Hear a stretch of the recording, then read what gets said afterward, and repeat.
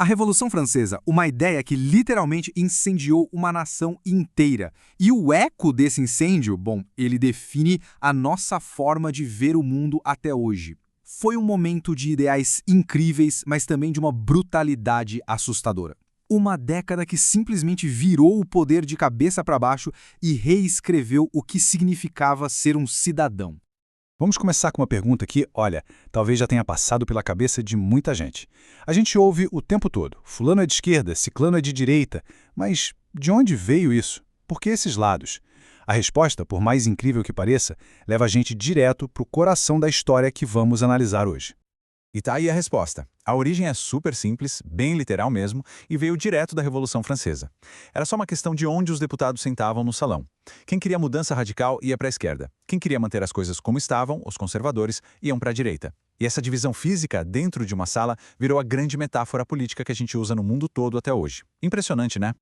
Ok, então vamos mergulhar nisso de cabeça. Para a gente entender por que essa revolução explodiu, primeiro a gente precisa dar um passo atrás e imaginar como era a França do século XVIII, o chamado Antigo Regime. Era uma sociedade, assim, construída sobre uma base de desigualdade que é até difícil de imaginar. A sociedade era dividida em 3 estados, ou 3 camadas. Lá no topo você tinha o primeiro e o segundo estados, o clero e a nobreza. Juntos, eles não davam nem 3% da população, mas controlavam toda a riqueza, todo o poder e, o mais importante, não pagavam 1 centavo de imposto. E lá embaixo, sustentando tudo isso, estava o terceiro estado, ou seja, os outros 97% da população. Burgueses, trabalhadores, camponeses, todo mundo junto carregando o peso de financiar o reino inteiro nas costas. Essa estrutura toda, claro, era uma panela de pressão prestes a explodir. Para piorar, o governo francês decidiu ajudar os americanos na sua própria revolução. Foi uma boa jogada contra a Inglaterra, mas quebrou o país. A solução do rei? Adivinha? Mais impostos, em cima de quem já pagava tudo. Agora junte a isso colheitas péssimas, fome se espalhando e, claro, as novas ideias do iluminismo, falando sobre liberdade, direitos e pronto. A tempestade perfeita estava formada. E essa citação do Emmanuel Sieyès, nossa, ela resume o sentimento da época com uma força incrível. O terceiro estado era, na prática, a nação inteira, mas na política era tratado como nada. A frustração estava no limite. O povo não queria mais ser nada. Ele queria, finalmente, se tornar alguma coisa. E então, a tensão que foi se acumulando por séculos finalmente explodiu. A fase das conversas e dos panfletos acabou. A revolução tomou as ruas. E as coisas aconteceram numa velocidade alucinante. Primeiro a queda da Bastilha, em 14 de julho de 1789. Aquilo não foi só tomar uma prisão, foi um símbolo poderoso da queda do poder absoluto do rei. Logo depois veio a Declaração dos Direitos do Homem e do Cidadão, que trouxe os ideais de liberdade, igualdade e fraternidade. Daí o poder do rei foi limitado por uma Constituição. E no fim, a própria monarquia foi, literalmente, decapitada com a execução do rei Luís XVI. Mas essa luta pela liberdade acabou tomando rumo bem sombrio, bem assustador. A revolução, se sentindo ameaçada por inimigos por todos os lados, começou a devorar os próprios filhos. A gente entra agora no capítulo mais terrível de todos, o chamado Reinado do Terror.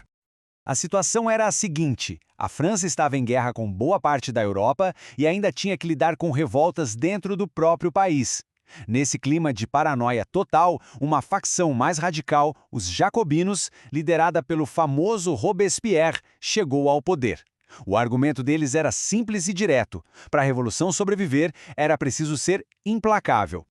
E o que veio a seguir foi o terror. E é muito importante entender que não foi um caos aleatório, uma violência descontrolada. Foi uma política oficial de Estado. O governo revolucionário suspendeu a Constituição e, com tribunais especiais, começou a caçar e a executar sistematicamente qualquer um que fosse considerado suspeito ou inimigo da liberdade. Agora, o que é realmente chocante é este número, 40 mil. É uma estimativa. Cerca de 40 mil pessoas morreram durante o terror, seja na guilhotina, em massacres ou em prisões. É um número estarrecedor para uma revolução que começou em nome da liberdade. Para a gente ter uma ideia da mentalidade da época, essa citação, que vem de um romance chamado Os Deuses Têm Sede, é de arrepiar. O personagem, que é um jurado revolucionário, ele não vê o terror como um mal necessário. Ele vê como algo santo, uma virtude. Na cabeça dele, ser fraco ou piedoso era o mesmo que trair a pátria. A violência se tornou uma prova de patriotismo. Depois de todo esse banho de sangue que terminou com a execução do próprio Robespierre, a França estava exausta, instável, e o vácuo de poder que se criou depois de anos de caos seria preenchido por uma das figuras mais famosas de toda a história. E aí surge ele. A ascensão de Napoleão Bonaparte foi meteórica. Um jovem general, herói de guerra da Revolução, que apareceu como o homem forte que a França parecia desesperadamente procurar. Ele prometeu ordem.